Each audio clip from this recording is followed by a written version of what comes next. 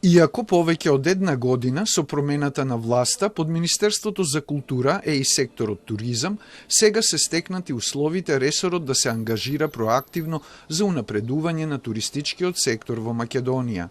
Со одлука на владата згаснува Агенцијата за промоција на туризмот, каже министерот Зоран Љутков при денешната посета на Јени џамијата во Битола, па ингеренциите околу развојот на туризмот ќе ги преземе Министерството. На минатата седмица на влада веќе донесовме одлука за згаснување на Агенцијата за поддршка и промоција на туризмот и конечно ќе го имаме тој ресор во рацете на Министерство за култура и туризам, со што ќе можеме веќе да работиме на програмата за 26-та година и за изработка за новата национална стратегија за развој на туризмот. Не само Министерството, туку и локалната самоуправа и директорите на локалните и националните установи треба да се вклучат во брендирањето и развојот на нивните градови.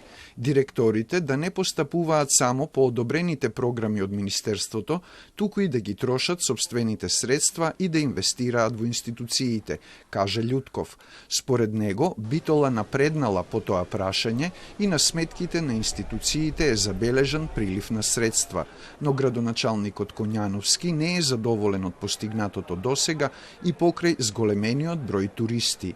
Престој барем еден ден во нашиот град да ги задржиме, тука е хотелиерството, треба малку повеќе да се ангажира, приватните стопанственици кои треба да дадат понуда и во делот на ноќевањата и во делот на кулинарството и така натаму.